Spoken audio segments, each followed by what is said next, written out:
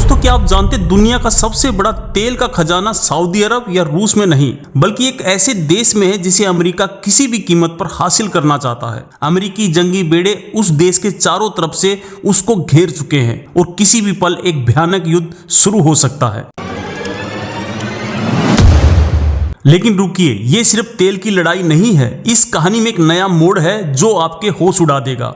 America ने Venezuela के राष्ट्रपति के सिर पर इतना बड़ा इनाम क्यों रखा है, जितना किसी खुखार आतंकवादी पर भी नहीं रखा जाता। सोचिए, अमेरिका दुनिया में लोकतंत्र का मसीहा बनता है, लेकिन उसी देश पर हमला करने जा रहा है जहां दुनिया का सबसे बड़ा तेल भंडार है। इसे कहते हैं तेल तेरा, लोकतंत्र मेरा। दोस्तों, ट्रंप ने खुलेआम चुनाव प्रचार में कहा था कि वो वेनेजुएला के तेल पर कब्जा करेंगे। क्या एक देश का राष्ट्रपति खुलेआम दूसरे देश को लूटने की बात कर सकता है और पूरी की पूरी दुनिया चुपचाप देखती रहेगी? क्या होगा अगर वेनेजुएला पर हमला होते ही रूस और चीन भी इस जंग में कूद पड़े? दुनिया की तीन सबसे बड़ी ताकतें आमने सामने होगी और इसका अंजाम क्या होगा, यह सोचकर भी डर लगता है। वेनेजुएला ने अमेरिका को धमकी दी है, अगर हमला हुआ तो अमेरिका के लिए दूसरा वियतनाम बन जाएगा, जहां अमेरिकी सेना को मुंह की खानी पड़ी थी। क्या एक छोटा सा देश इतनी बड़ी महाशक्ति से टकरा सकता है? अगर अमेरिका वेनेजुएला पर कब्जा कर लेता है तो तेल की कीमतों पर उसका पूरा नियंत्रण हो जाएगा। वो अपनी मर्जी से दाम बढ़ा या घटा सकेगा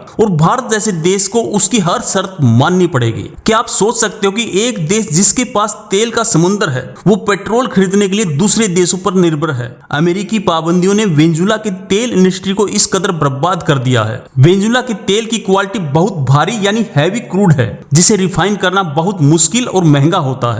फिर भी अमेरिका इसके पीछे क्यों पड़ा है? क्योंकि ये भंडार इतना बड़ा है कि भविष्य की तकनीक से इसे निकालना बहुत फायदेमंद होगा। पेंटागन यानी अमेरिकी रक्षा विभाग ने अतिरिक्त डिस्ट्रॉयर वेनेजुएला भेजने के आदेश दे दिए हैं। इसका मतलब है कि अमेरिका एक लंबी लड़ाई नहीं चाहता, बल्कि एक ही झटके में वेनेजुएला का काम तमाम करना चाहता है। अगर अमेरिका सिर्फ तेल चाहता तो वो वेनेजुएला के राष्ट्रपति निकोलस मदुरो को कम्युनिस्ट और तानाशाही क्यों साबित करने पर लगा है? क्या लोकतंत्र की आड़ में तेल पर कब्जे का खेल खेला जा रहा है? इस कहानी का सबसे बड़ा मोड़ है कि वेनेजुएला के पड़ोसी देश कोलंबिया में अमेरिका के सैन्य अड्डे हैं। अमेरिका समुद्र के साथ साथ जमीन से भी वेनेजुएला पर दबाव बना रहा है। क्या यह अकल्पनीय है कि 2021 की सदी में एक देश सिर्फ संसाधनों के लिए दूसरे देश पर हमला करने की तैयारी कर रहा है? क्या अंतर्राष्ट्रीय कानून और संगठन सिर्फ दिखावे के लिए हैं? अमेरिका कह रहा है कि वेनेजुएला में चुनाव में धंधाधली होती है। मजे की बात तो यह है कि अमेरिका खुद कई देशों में अपनी पसंद की सरकारें बनाने के लिए जाना जाता है। सच तो यह है कि अमेरिका की अर्थव्यवस्था इस समय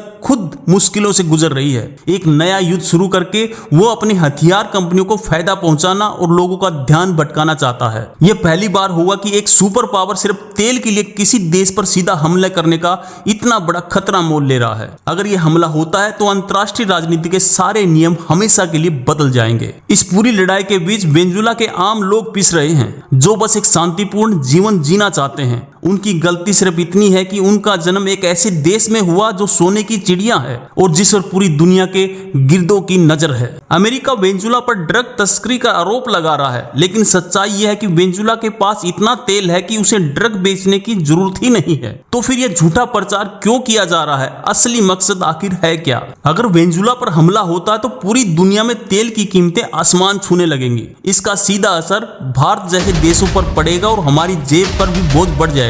क्या दोस्तों, आप जानते हैं कि वेनेजुएला के अंदर एक विपक्ष नेता है जिसे अमेरिका राष्ट्रपति के तौर पर मान्यता देता है? अमेरिका वेनेजुएला में 2 सरकारें चलाकर देश को अंदर से तोड़ने की कोशिश कर रहा है। सबसे भयानक बात है कि अगर यह युद्ध लंबा खिंचता है तो वेनेजुएला में लाखों बेगुनाह लोग मारे जाएंगे। तेल की इस प्यास की कीमत आम इंसानों को अपनी जान देकर चुकानी होगी। वेनेजुएला के लोगों में देशभक्ति की भावना बहुत मजबूत है। बाहरी ताकतों के खिलाफ वो हमेशा एक हो जाते हैं। अमेरिका को सिर्फ सेना से नहीं बल्कि इन देशभक्तों से भी जीतना होगा, जो लगभग नामुमकिन होगा। जैसे हमारे देश में कभी कभी बड़े देश छोटे देशों पर अपना दबदबा बनाने की कोशिश करते हैं, ठीक वैसे ही खेल अमेरिका वेनेजुएला के साथ खेल रहा है। तेल की लालच में क्या कोई भी देश किसी पर हमला कर सकता है? यह जानकर आपके पैरों तले से जमीन खिसक जाएगी कि इस लड़ाई में सिर्फ अमेरिका और वेनेजुएला ही नहीं बल्कि रूस और चीन भी पर्दे के पीछे से अपना खेल खेल रहे हैं। अगर यह युद्ध हुआ तो तो यह तीसरे विश्व युद्ध की चिंगारी बन सकता है।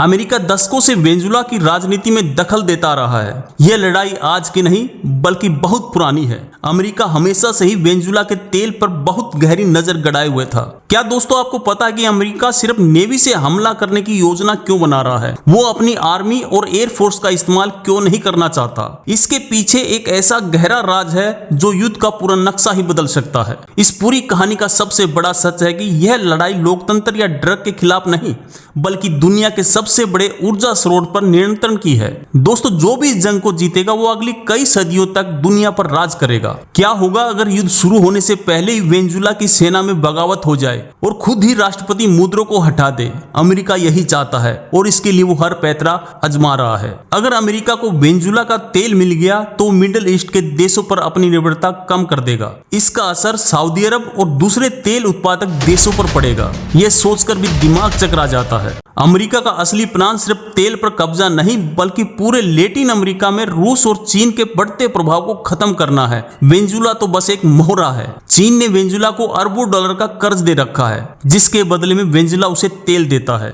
अगर अमेरिका वेनेजुला पर कब्जा करता है तो चीन का सारा पैसा डूब जाएगा। इसलिए चीन इस लड़ाई को होने से रोकने की पूरी कोशिश करेगा। सोचिए अगर किसी सरकार के पास इतना तेल हो तो अपने नागरिकों को कितना कुछ मुफ्त में दे सकता है। लेकिन वेनेजुला में इसका ठीक उल्टा हो रहा है और इसकी वजह सिर्फ और सिर्फ अंतर्राष्ट्रीय राजनीति है। वेनेजुला की भौगोलिक स्थिति ऐसी है कि वह घने जंगल और पहाड़ हैं जो गुरिल्ला युद्ध के लिए बिल्कुल सही है। क्या अमेरिकी सेना इन जंगलों में फंसकर रह जाएगी जैसे वियतनाम में हुआ था? क्या दोस्तों आप कल्पना कर सकते हो कि अमेरिकी नेवी के सबसे खतरनाक और आधुनिक जहाज जैसे कि जुमलाट क्लास डिस्ट्रॉयर वेनेजुला के तट पर तैनात हैं? ये जहाज पलक झपकते ही पूरे शहर को तबाह कर सकते हैं। वेनेजुला के पास रूस और चीन के दिए हुए एंटी शिप मिसाइल और एयर डिफेंस सिस्टम हैं। क्या ये हथियार अमेरिकी जंगी बेड़ों को रोक पाएंगे या फिर ये लड़ाई एक तरफा हो जाएगी? दोस्तों बंद दरवाजों के पीछे चीन वेनेजुला को आर्थिक और खुफिया मदद दे रहा है। चीन नहीं चाहता कि अमेरिका को इतनी आसानी से तेल का इतना बड़ा खजाना मिल जाए। ये एक खामोश जंग है जो पर्दे के पीछे से लड़ी जा रही है। अमेरिका की असली योजना वेनेजुला में गृह युद्ध भड़काना है। इनाम का लालच देकर वो राष्ट्रपति मुद्रो के करीबी लोगों को उसके खिलाफ करना चाहता है ताकि बिना बड़ी लड़ाई के उसका काम हो जाए। इस पूरे मामले में सबसे आश्चर्यजनक बात है कि वेनेजुला अमेरिका के बहुत करीब है। अमेरिका को अपने पड़ोस में एक दुश्मन देश बिल्कुल बर्दाश्त नहीं है, खासकर तब जब उसके पास इतना तेल हो। एक तरफ दुनिया की सबसे ताकतवर नेवी और दूसरी तरफ अपने देश के लिए जान देने के लिए तैयार लाखों आम नागरिक। ये एक ऐसी लड़ाई होगी जिसे दुनिया हमेशा याद रखेगी। वेनेजुला के राष्ट्रपति ने 45 लाख आम नागरिकों को हथियार चलाने की ट्रेनिंग देकर एक मिलिशिया फोर्स बनाई है। क्या यह फोर्स गुरिल्ला युद्ध करके अमेरिकी सेना को रोक पाएगी? दोस्तों ये कहानी किसी फिल्म की नहीं बल्कि हकीकत है। अमेरिका और वेनेजुला के बीच यह तनाव एक ऐसे मोड़ पर पहुंच चुका है जहां से वापसी बहुत मुश्किल है। यह असंभव लगता है लेकिन सच है कि वेनेजुला दुनिया का एकमात्र ऐसा देश है जिसके पास सबसे बड़े तेल भंडार हैं, फिर भी वह दुनिया का सबसे गरीब देशों में से एक है। यह सब राजनीति और लालच का खेल है। रूस यूक्रेन युद्ध में बुरी तरह से फंसा हुआ है।